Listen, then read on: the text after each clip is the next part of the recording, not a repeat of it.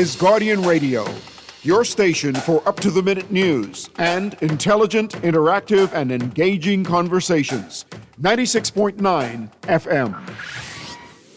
The views and opinions of the hosts and guests are their own and do not necessarily reflect the views of the management and staff of Guardian Radio. With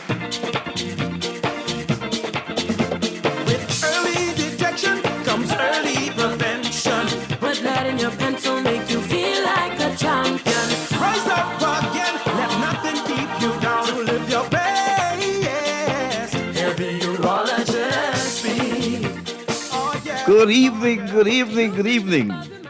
Today is Wednesday, August 26th. The Urologist Speaks. I'm the host today, Calvin Green, sitting in for Dr. Pinto. And so we're going to have a very, very lively show today.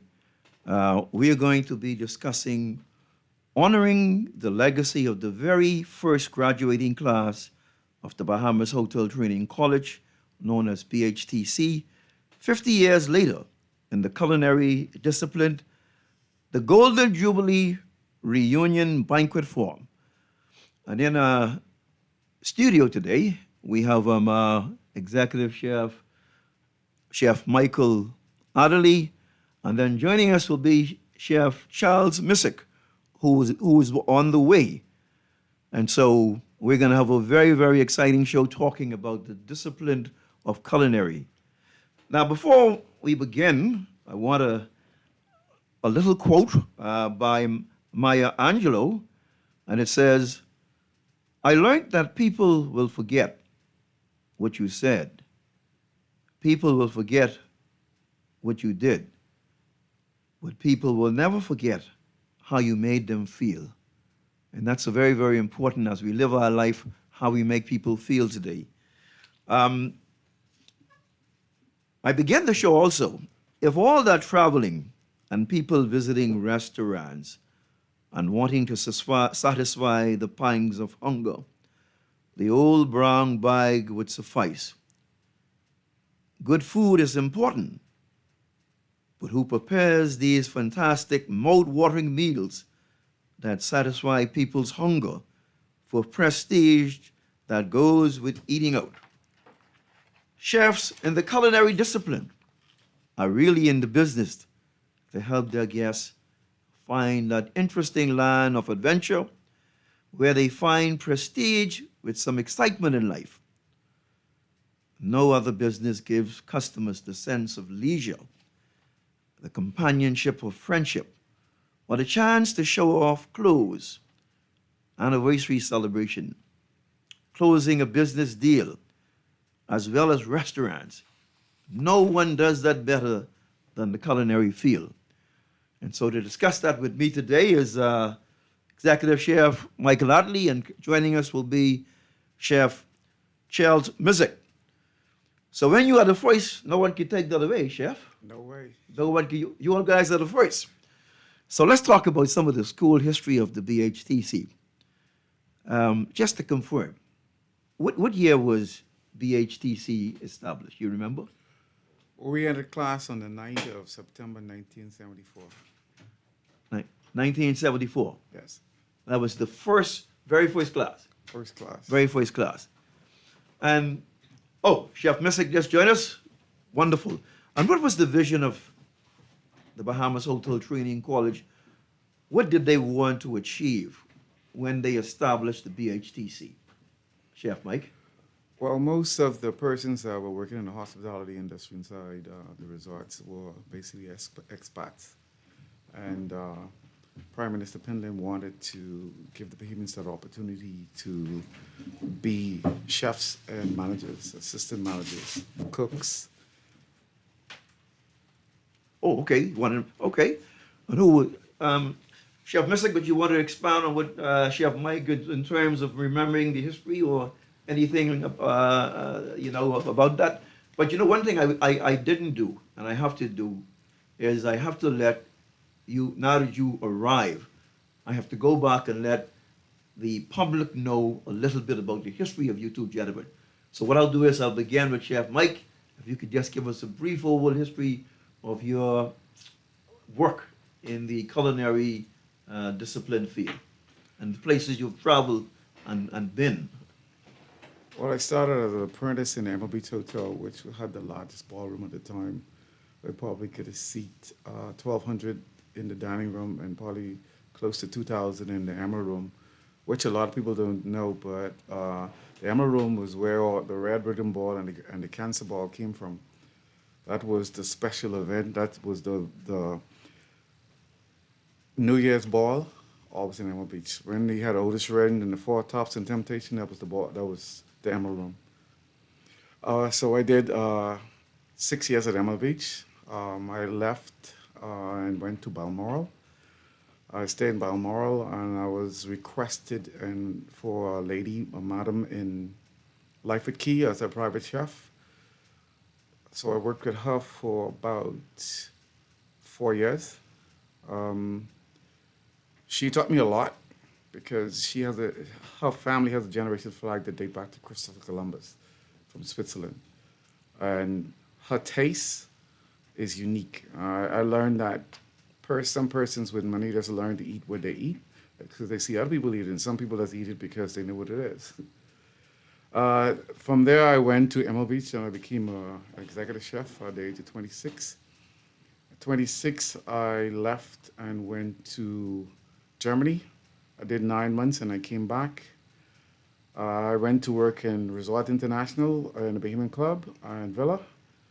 Then I left that and I went to open Filcham House, which is the first British chef to ever win Chef of the Year. No British chef ever won Chef of the Year before Warren Archer. And he also had a pastry chef by the name of Peter Ware. Peter Ware was a British pastry chef. He was very good, excellent. He won pastry chef of the year also. I left from there and I went to Cat Key. I was chef at Cat Key for a bit. Then I came back and I went to work in Bloom Island, and then Paris as an executive chef, and then to Ocean Club as an senior executive.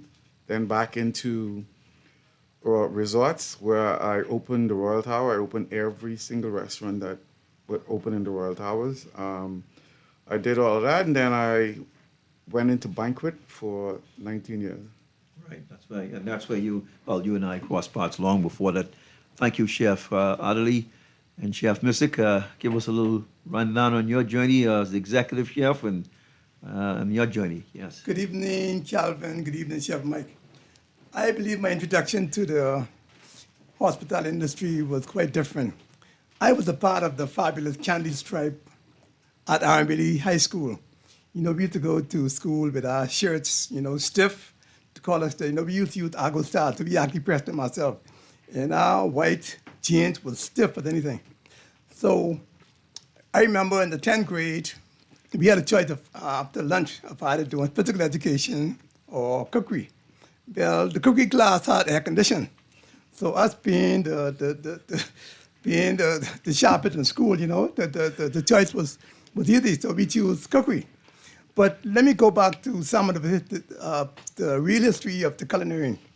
In 1972, Sir Lyndon Pendleton met with the hoteliers, and he told them that, listen, there are too many of these jobs in hotels that is occupied by expatriates, and he wants to introduce an institute to train Bahamians to qualify to take up some of these top posts.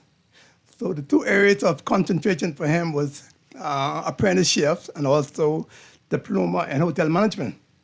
So they're born out of that 1973, the Bahamas Hotel Training College. Now, I was a student at RMBD High School.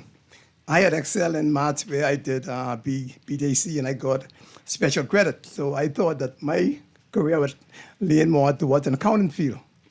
But lo and behold, in February of 1973, Thomas Robinson, the athlete, also George Mackey. Tommy Robinson was the vice president of food and beverage at Atlanta at the time. George Mackey was the human resource manager.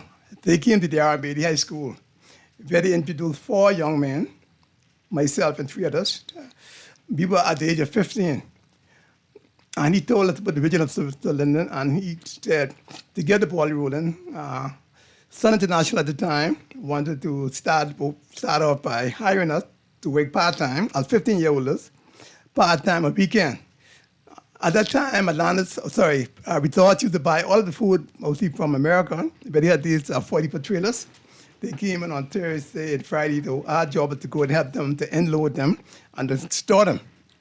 So that point out of that is we started working weekends. And after we finished stocking up, we would go in the kitchens where we would start peel onion, peel potatoes, slice onion, do all of the manual work, obviously, to assist the chef. And then at the same time, observe what they're doing. So there came 1974, August. And I remember the chef came to me and said, okay, Charles, say now, next month, they're opening the college and we're going to send you to school. So I said, well, chef, I said, I don't want to go to school, I want to graduate. Like any young man, I want to graduate. So he said, listen, Charles, either you go to attend college or we're going to fire you. So I went home and I asked my elder brother at the time, and he said, listen, Charlie, he said, you have a company who wants to invest in you, okay? He's going to pay you to learn, or he's going to pay the school for you. He said, at such a young age, I think you should actually join the college and start a career at a young age. So lo and behold, I took his advice, and I joined the first ever apprenticeship program at the Bahamas Soda Training College. Wow. Now, upon graduation in 1976, I was employed at the Cafe Martinique, the Cafe Martinique. I worked there, what is known as a tenant, where I work from station to station. I assist all of the expats when they're off as the station chef. So after 2 years, I remember a job came up where they were asking for a sous chef. And the qualification was that you must have a culinary certificate, which I had after graduation, an apprentice, and you must work in Europe for 5 years. Mm-hmm. So being ambitious as I was, I went for the interview. And when they reached the part, but have you worked in Europe for 5 years? No, they turned me down. So I did that on 2 occasions. So after that, I went to the food and beverage director, who was an Englishman at the time, Mr. Peter Furter. I said, Mr. Furter, I said, what is the prospect of me having an opportunity to work in Europe? He said, because I really want to excel in this field. He said, okay, Charles, you know what? It's easy to get in France because the French have an exchange system whereby if a Bahamian goes there, French will come to the Bahamas. So he said, I'm going to try to get you to France. But he said, in preparation for that, I need you to enroll in the French class so that when you get there, your transition will be easy, you'll understand the language. So I said, no problem. I joined a club called Alliance Française. It used to be held at the Queen's College. I remember at the Queen's College every Tuesday evening. So I would attend class for 6 months. So after 6 months, I went back to the food. I said, well, how's it coming? He said, well, the French already agree. He said, but on the Bahamas side, the Bahamas government taking long, but he said, but the French ready. So I said, boy, look like I'm not going to get to the Paris like I want to. So they're waiting for Sun International at the time. They also own the El Casino in Freeport. And the job came up for junior sous chef saucier. So I got a transfer from the Cafe Martinique to the El Casino in Freeport, where I got one step higher as the junior sous chef. That was in 1979. So it came 1981. I told one of my colleagues, Carl Watkins, who was still in London, I said, listen, Carl, I said, I'm still trying to get to the top of this ladder pole, but I said, obviously, they're calling for European experience. So Carl said, you know what, send me a document, and we can see that you get there. So my documents, bio was sent over. They accepted me at Westminster Technical College in London, myself and 3 other students, in 1981. We arrived in London, I remember, it was in August, a rainy day at 11 a.m. When we got to London, they held us at the airport. They said, well, when they check out what we came to study for, the college, in order to attend college, you have to be working full-time and also going to college. So we didn't have no job, which required a work permit, so they just held us at the airport. From 11 a.m. until 5:30 that evening, they held us at the airport. They didn't feed us anything. But every hour, 1 hour, they put us in a different room, and they interrogated us, asked us the same question, what is your purpose in London? So when it came to 5:30 that evening, Mr. Anthony Roberts, who was the Bahamas High Commissioner at the time, he probably called the immigration department and said to release those Bahamians in the care of the Bahamas government. So they released us at 5:30 p.m. that evening, but they had our passport. So we were allowed to roam London for 2 weeks. We found dozens of jobs. The problem was that they held our passport, so we couldn't get further. So me being in charge of the group, I said, listen, group, I said, let us go back to Nassau while we still got our job, and let's tackle it from a different angle. The following year, 1982, 4 work permits were sent to the British High Commission in Nassau. Only 2 students returned, which was myself and also a lady named Rosemary Sinclair. We were the 2 returned. Now, the first, so we enrolled in Westminster College. The course we were studying was called Study and Guilds Advanced 7063. But Jeff, the thing is, though, you worked in London and in France. Those were No, I didn't really work in France. I visited France on 2 occasions, short trips. Yeah. Okay, thank you. Yeah. That was a good one. So, Chef Mike, who was the first principal of the BHTC? You remember? In terms of the history of that, you remember? Stephen Blundell. Blundell, sorry. Yeah, Stephen Blundell, he was the first one. Yes. And the location, just for historical reasons, so when people, as we do the show, where the University of the Bahamas was that where the BHTC is? No. Or no? It's the eastern side of CC Sweeting, and then on the corner next to Caterpillar. Yes. Okay. I did not know that. But Chef, a very interesting point, Chef Mystic, you brought up that I didn't know was the vision and the reason why the BHTC was established. I didn't realize that Prime Minister Pindling at that time, that was his vision to have a cadre of local chefs. Very, very interesting. I didn't know that. All right. So I want to talk about the discipline to be an executive chef. Chef Mystic, how many years of schooling or apprenticeship do you need to become an executive chef?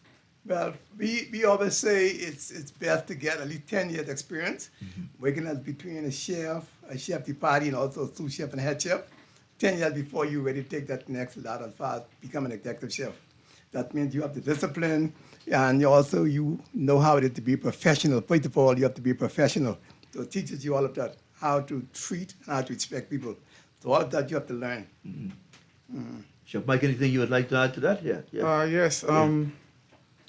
If you go through the European system, you start as a runner, and the last station before you become a sous chef is the saucier station. If you can't handle the sauce station, then you don't get promoted.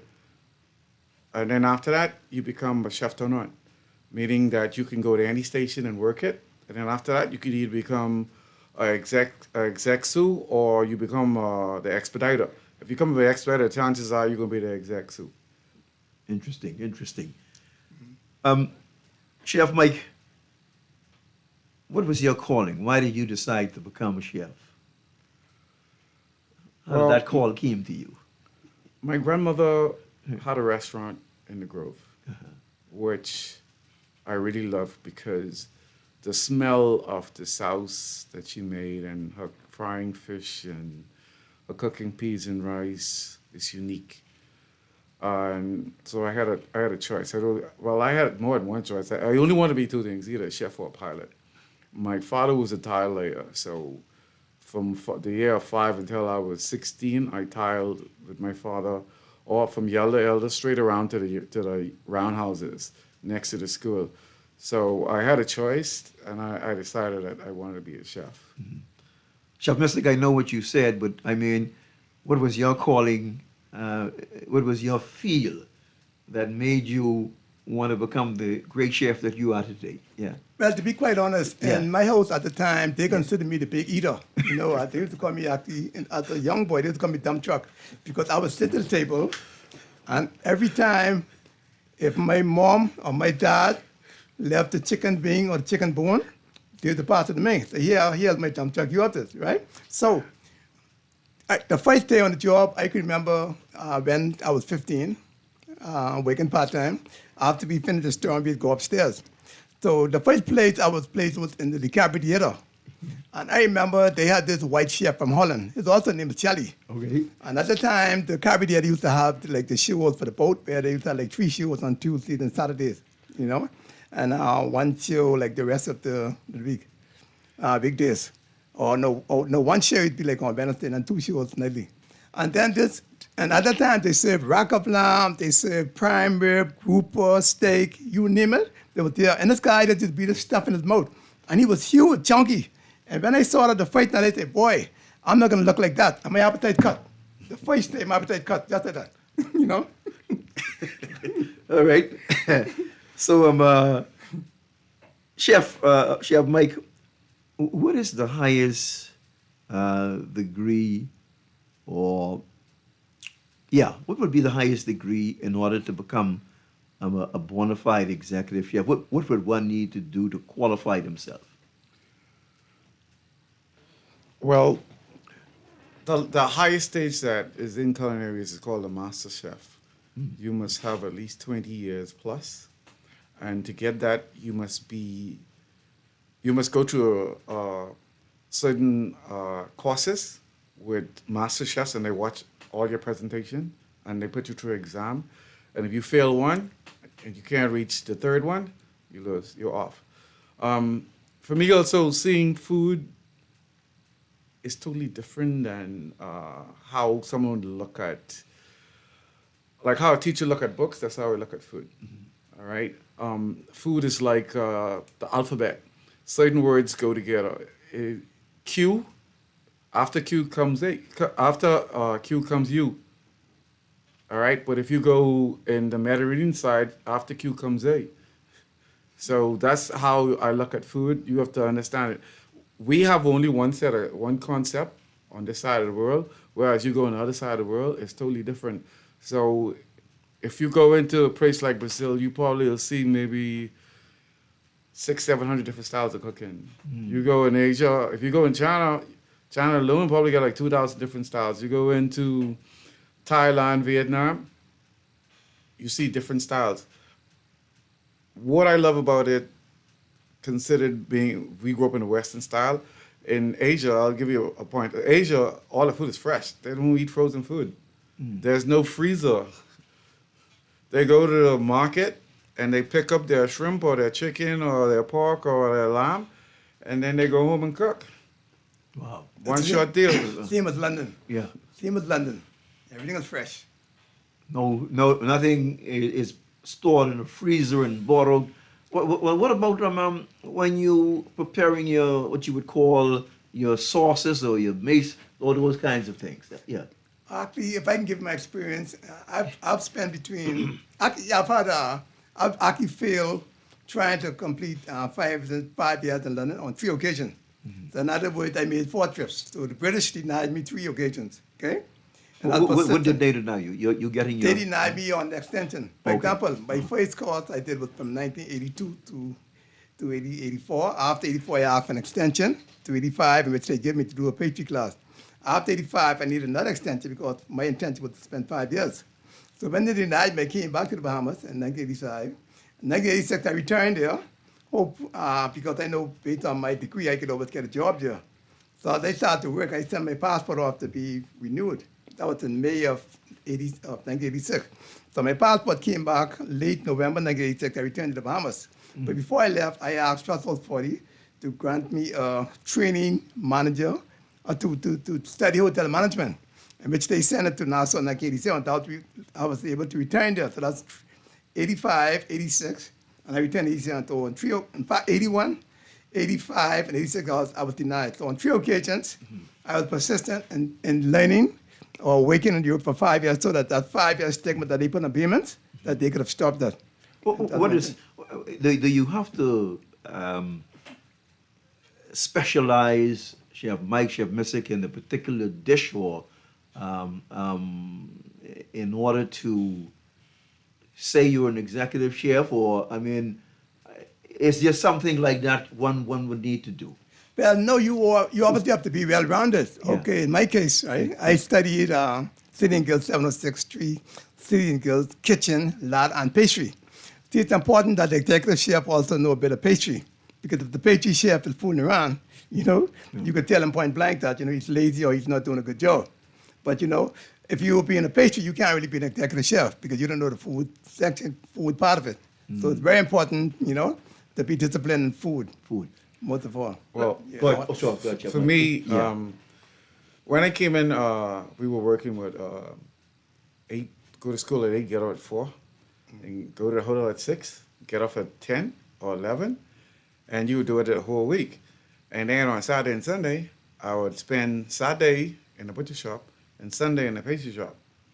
So by the time in 1 year, I was able to work when the butcher's off and when the pastry chef is off.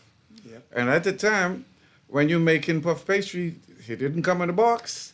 When you get what they have now, they have a luxury. Yes. You have to cut your own steaks. You have to clean up your own chowder. You have to clean your own tenderloin and get your chowder bread on and your tenderloins up. Yes. It depends on whether they want a 4 ounce or 6 ounce or 8 ounce. You got to cut that.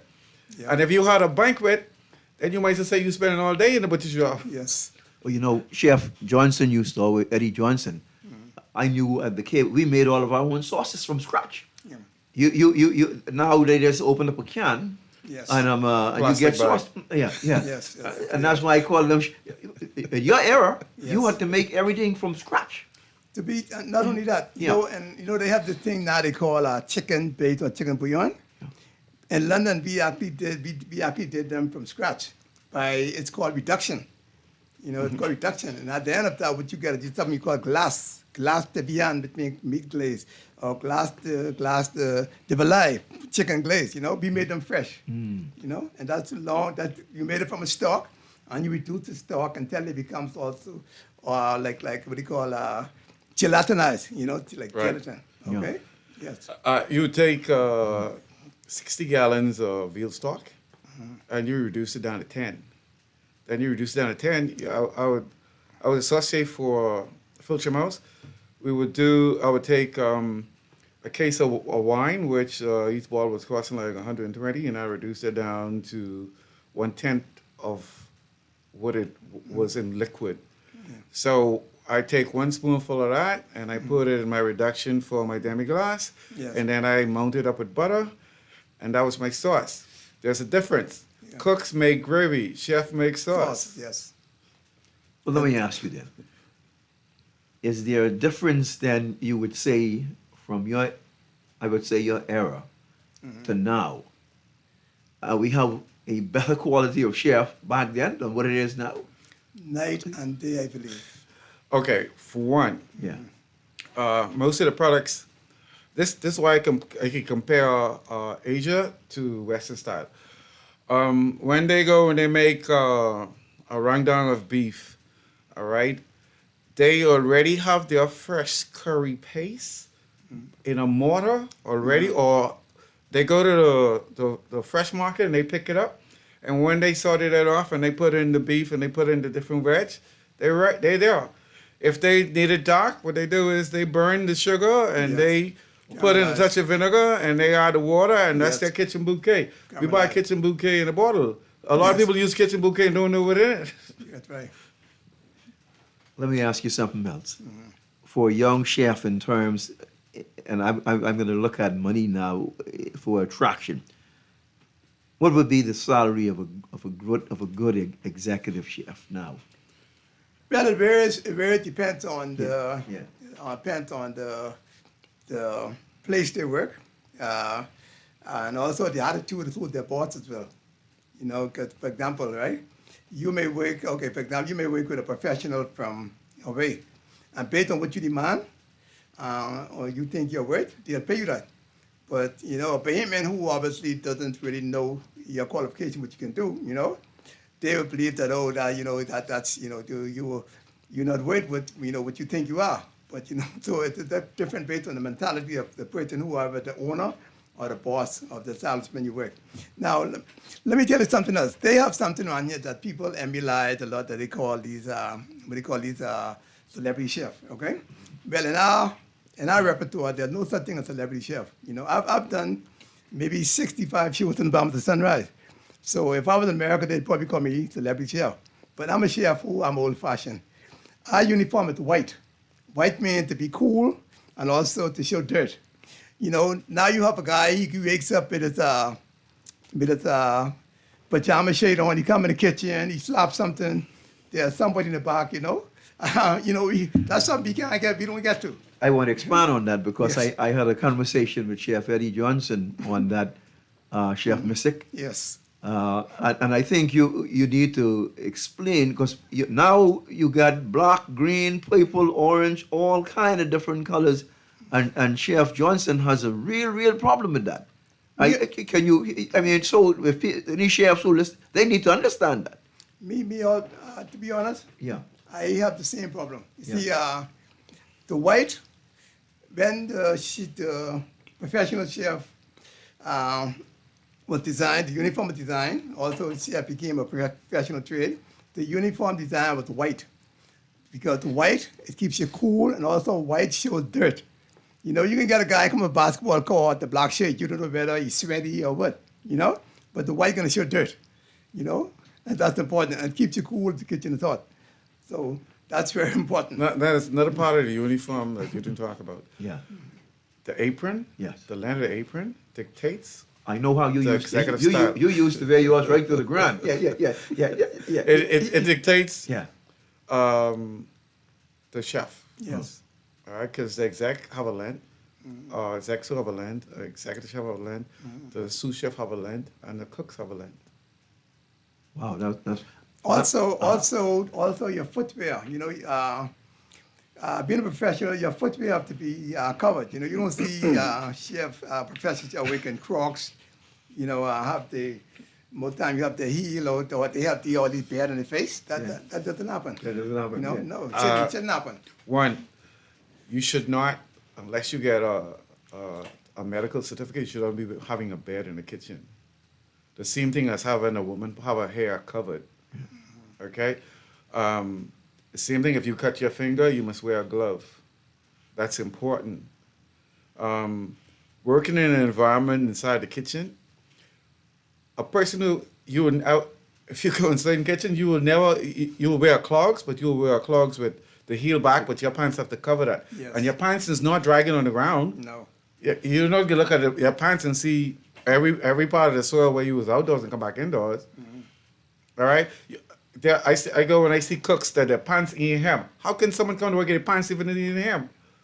They don't even look like they're ready. The jacket's not clean, not stiff, not anything. But Yeah. not only that, to start with, Yeah. right, these jackets are never to be worn outside. First of all, never to be worn outside. Nowadays we used to bring our jacket in the laundry bag. We put them on when we reach to work because you don't bring bacteria into the workplace. First of all, Well, you don't go to the on the bus stop. You don't go to the hospital, the food store, wear these jackets like that. there's Okay? something that hotel management changed. The uniform used to be washed inside the hotel. Yes. Okay.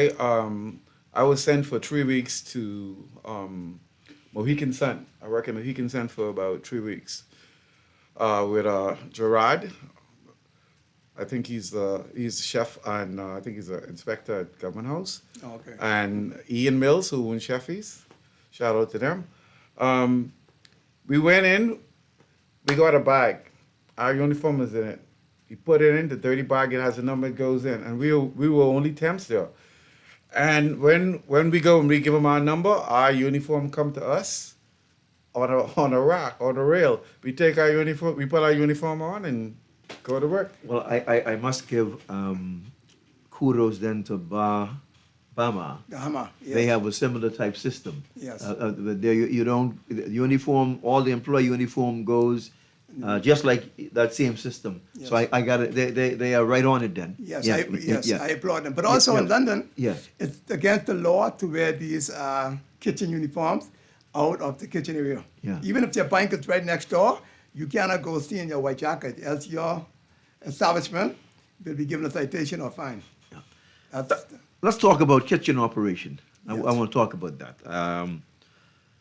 Why is it so important for an executive chef to understand the operation of a kitchen, dealing with food costs and labor costs? Because one of the biggest tragedy I find with our chefs locally is they don't understand this at all. And that's why a lot of expatriates have to be brought in to be the executive chef.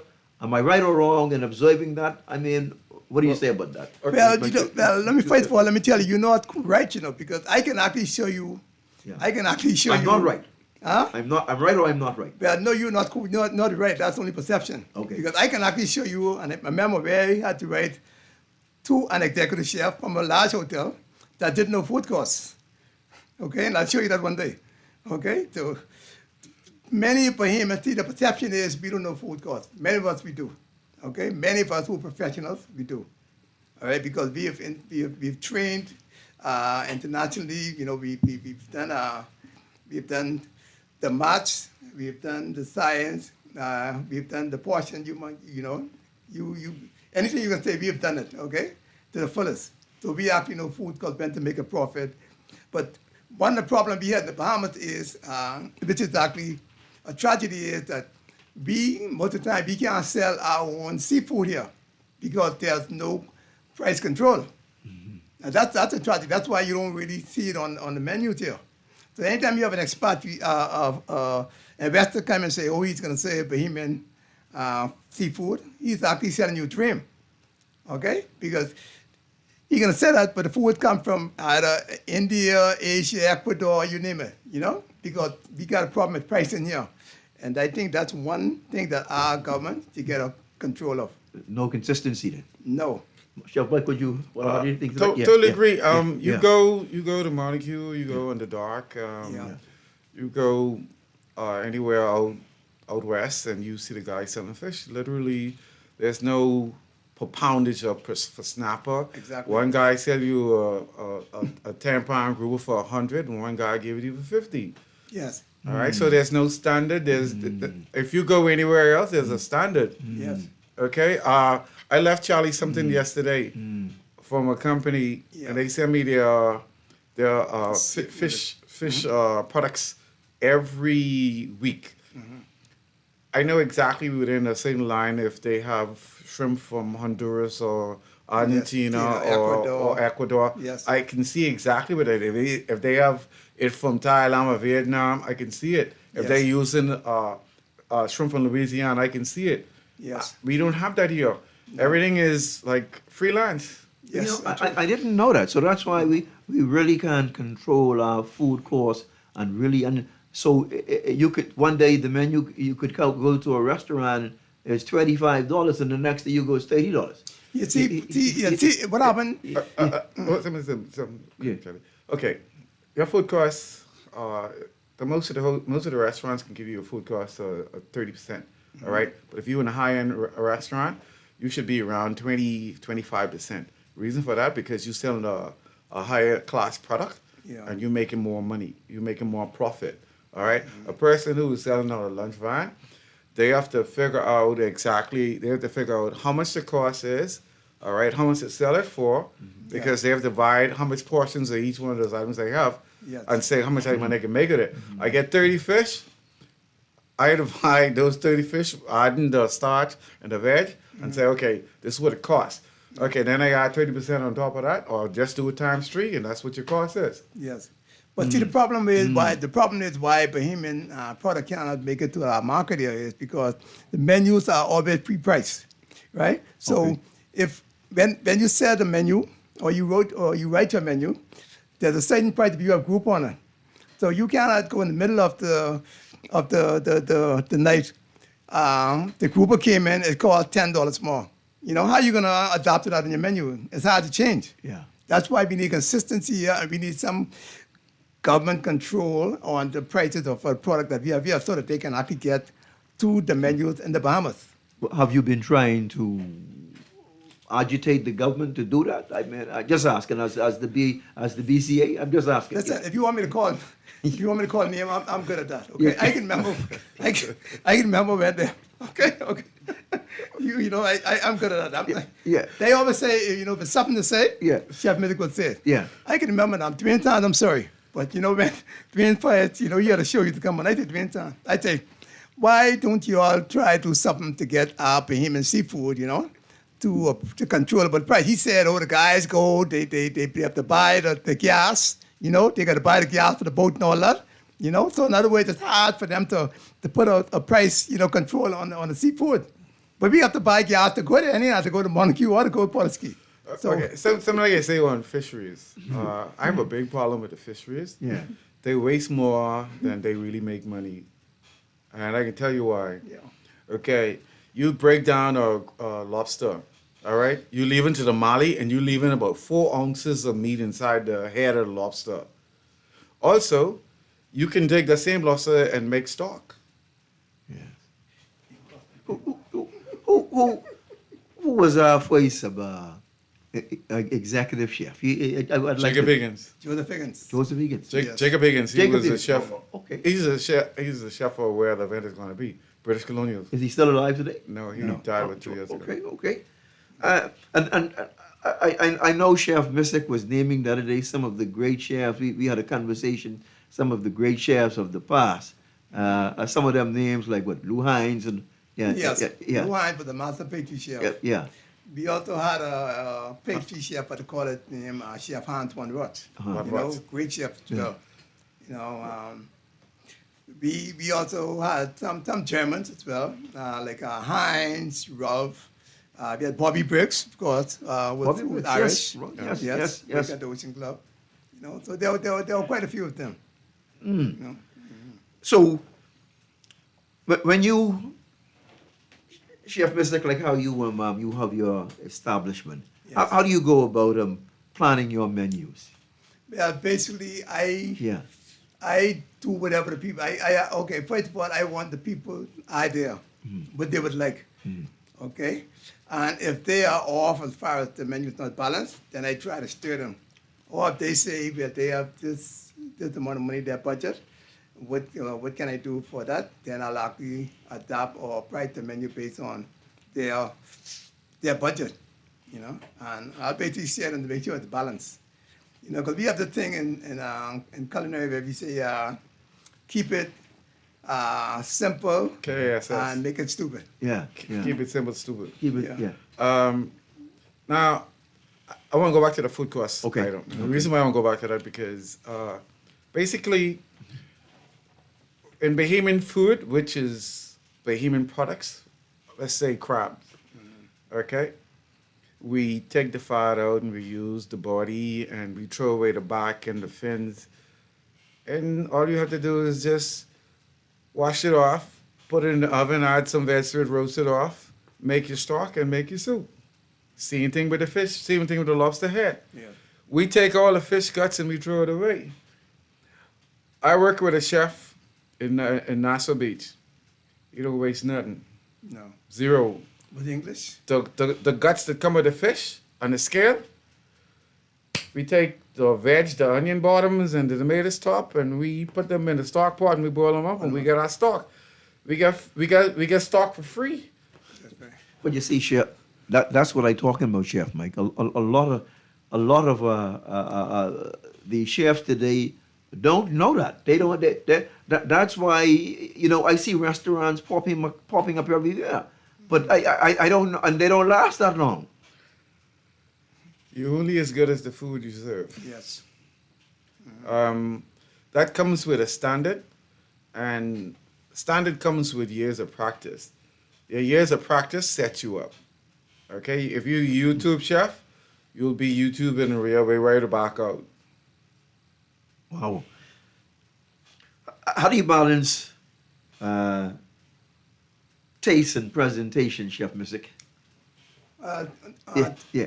To be quite honest, you want to start, first of all, is using everything natural.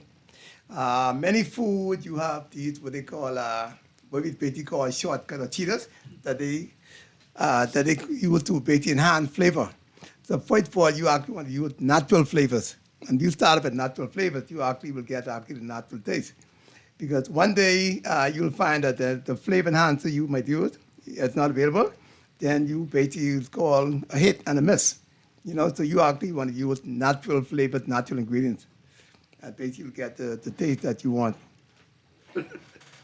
Do people use still today what I call, when I used to walk into the kitchen, there was what you would call the I forget the name escapes me, but tells you exactly how much what the portion chart- size is. chart and all that. Recipes? Yeah, the standard so that there's consistency Standard recipe helps you in two ways. One, it stays the same. Two, you cut out waste. Now, if you go, let's say Bali. I go on Bali and I go like, okay, I need me some curry, chicken curry, fish curry, whatever. They have their batch of curry already made. They just put it in the wok and Toss it up. put a little bit of water and throw their seasoning in and put the fish or the chicken in. And you're ready to go. Yeah, and then they got their what's it called, coconut milk. We don't use coconut milk in this side of the world for curry, and I don't know why. Right. Chef Mike, I know that you and I'm going to let you on because both of you all I know, you all stay updated in your culinary discipline because you're always traveling to get new ideas and to stay current. Yes. Talk about that, Chef Mike. Yeah. I used to go to the NRA show, not the gun show, the National Restaurant Association. To Chicago. I went to Chicago with Mavis Smith, who was George White's former wife, and Miss Florida Saunders. That was my first experience seeing something like that. And I was going from 83 until about 2000. And the chef that I was working with in Resorts International, John Paul Naquin, said, why are you going to see that? You need it. That's all you're seeing is just hot food, cold food, hot food, cold food. You don't see you don't see the artist's work. You don't see guys carving fruit. You don't see guys carving daikon. That's a waste of time. So I said, all right, chef, I'll go. So I went. It blew my mind. What the students are doing over there, what I see in 2000, I don't see over here now. They make frozen desserts, okay, with gelatin. They don't, and it sits and it's in a sponge. The sponge is in the middle. And they make all the cakes are not 12-inch or 8-inch. No, they make minis. They make individuals. You go into a restaurant and you ask for, let's say you want a certain soup. Oh yeah, we can make that, but we'll just take that or that. They make it instant, fresh. We can't do that. Another thing that I love about it is, but Singapore, which John Paul took me, he was this. Okay, I'll tell you what John Paul was in charge of. He ran Alanis. Before it was Alanis, it was just becoming Alanis. Then he took over Raffles, which is one of the top 10 hotels in the world. Then he went from there. He went to the Burj, which is he also ran Singapore Airlines dining. He went to Dubai. He ran the Burj, and he also was in charge of Emirates. He left from there, and he's now in charge of the best cooking school in the world, which is Paul Bocuse School in France. Beautiful, beautiful. You know, boy, we having such a great discussion, and I'm looking at. I got to talk about September the 12th. Yes. So I got to move us now to September 12th because that's a big day, and we got to sell some tickets. So, Mr. Chef Mike, let's talk about September 12th, which is your anniversary, a big day. Tell the people out there so they can buy some of these tickets, the course, and let's go through that. Yeah. Yes, well, we are the first professionally trained chefs, apprentice chefs in the Bahamas. We opened our hotel training college in 1974. We graduated in 1976. This year, September, will mark 50 years since we've graduated at the first apprenticeship and also the first management diploma class in the Bahamas to do professional training classes. So we decided that we're going to celebrate our golden anniversary come this September 12th by having a ball to celebrate us. And at that ball, we plan to have from Freeport himself, Mr. David Wallace as the MC. So we're going to have extra seat belts to hold you to your chairs. We also going to have Minister, Labor, National Insurance, and and public service, Pia Glover as our patronage, because Pia Glover is a graduate of the Bahamas Training College, a diploma graduate. She was also my student there. Also, Loretta.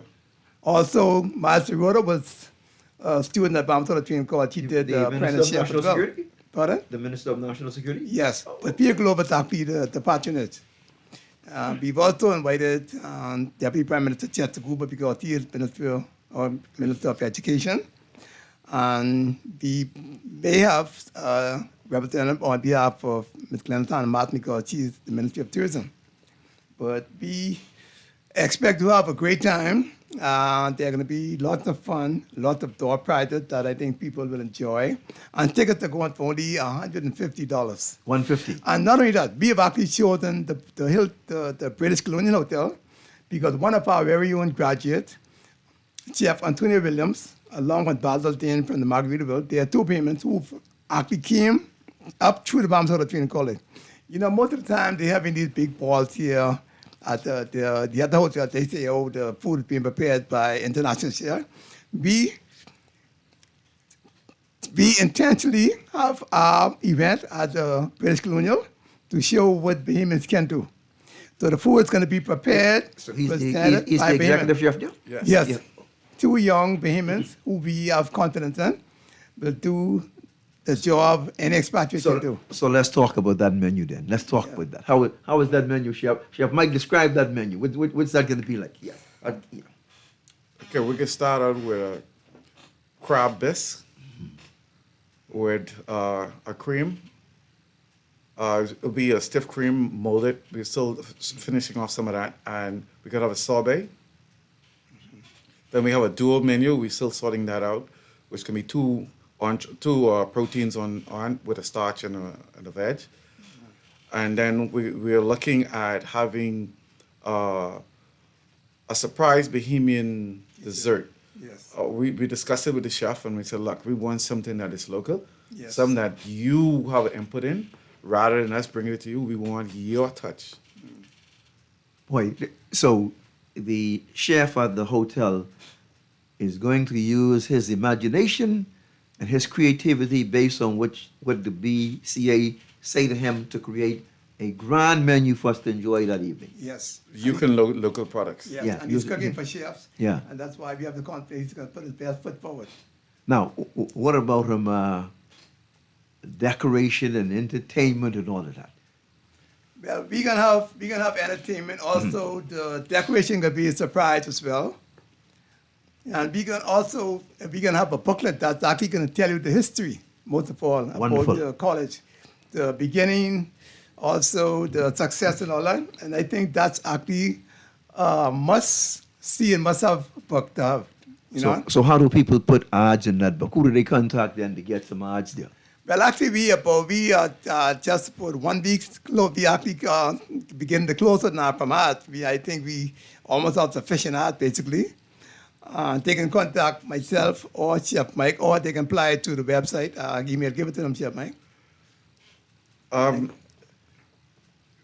What would be the best thing is, 97. but if they want to, they can go to Manuelo's Yes, the tickets. for the tickets. Yes. And for the tickets, they'll have our address, our numbers, and our address. Yes.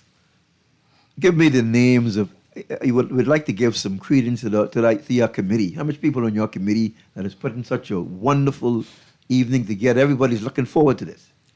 Well, myself, Chef Mike, we have Ms. Cynthia Hepburn also helping us, Ms. Lucille Culmer, Chef Johnson, of course, he's a part of the committee as well. Who else, Mike? Yeah.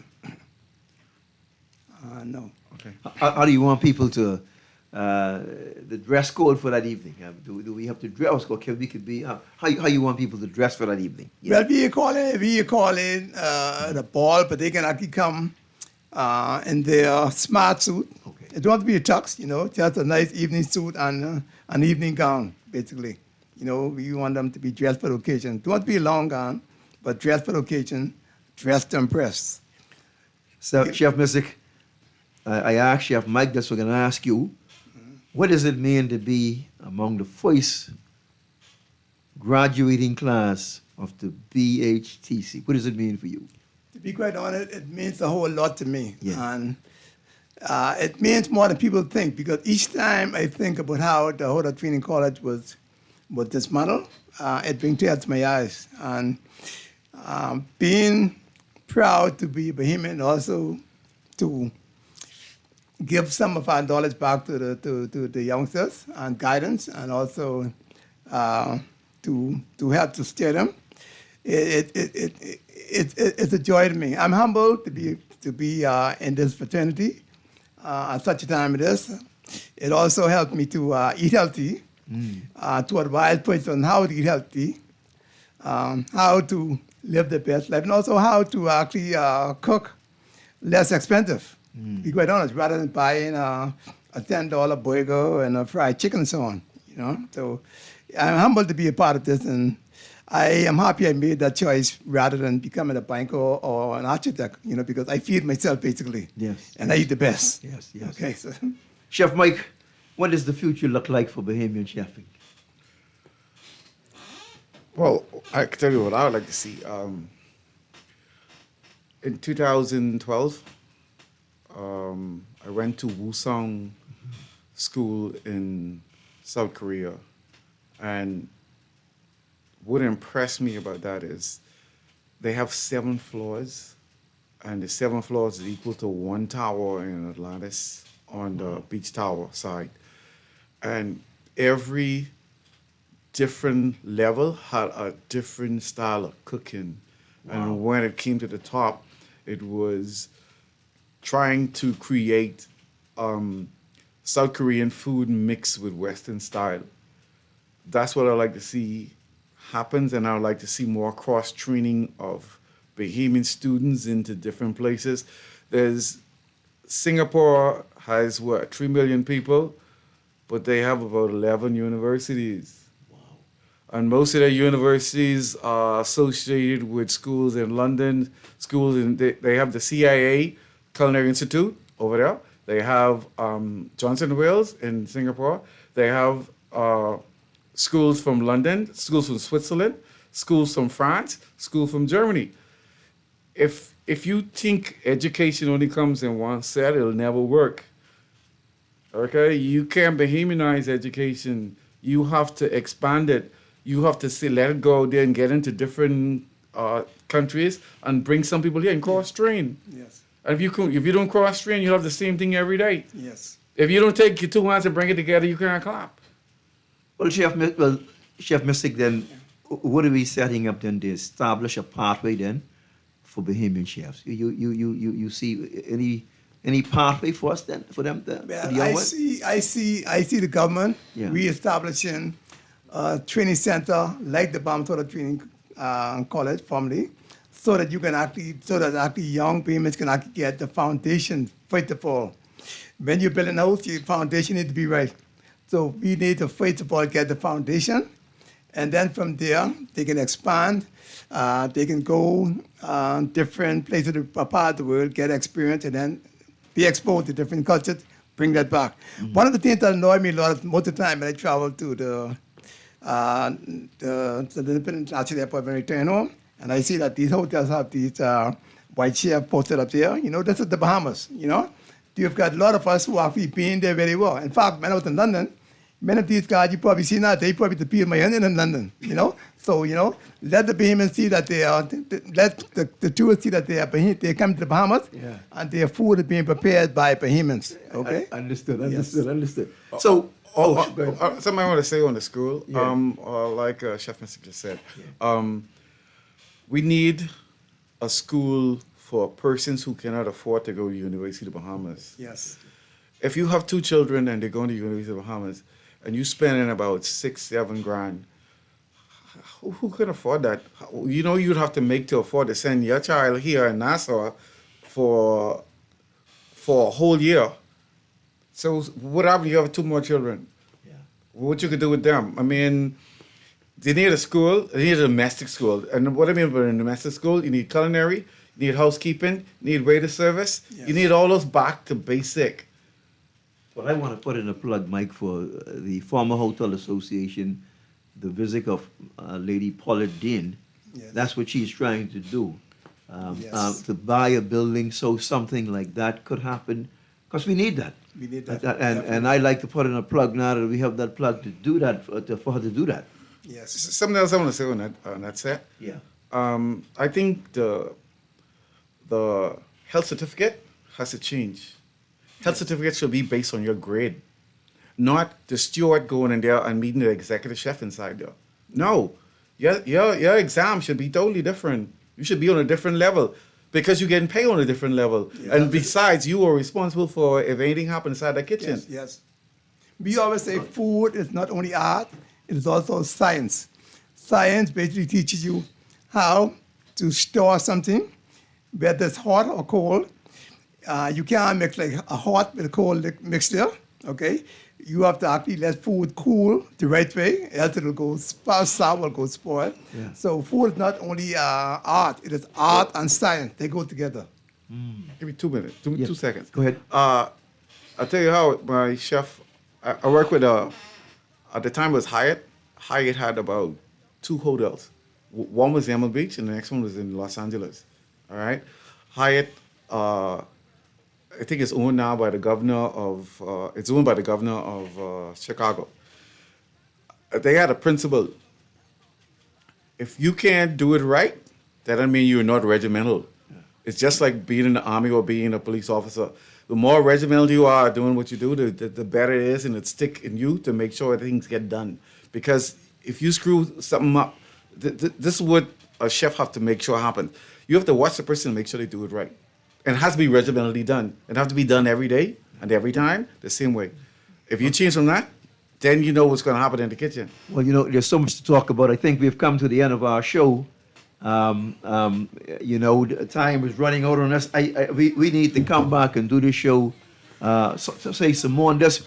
But I want everybody to September 12th, the big day, 50th anniversary. Everybody get involved. Come and purchase your ticket, and let's celebrate with 50 years of chefing. Thank you very much. Thank you. My pleasure. Yeah. But letting your pencil make you feel like a champion. Rise up again, let nothing keep you down. To live your best. Hear the urologist speak. Oh yeah, oh yeah. Think you're losing grip of your man, don't give up on hope. Don't be ashamed, it's time to take control. Get some help from the urologist. You will find He'll help you solve your problems on 96.9, yeah. I telling you with early detection, Comes early prevention. but letting your pencil make you feel like a champion. Rise up again. Let nothing keep you down. Live your best. Let the urologist see. Take full control of your bladder. Don't let it control you. Come check with doctor. He'll let you know what's best for you. Live, love, laugh without the leak. Just tune in today. Have the urologist speak. Live better, Live better, live stronger. live stronger with the help of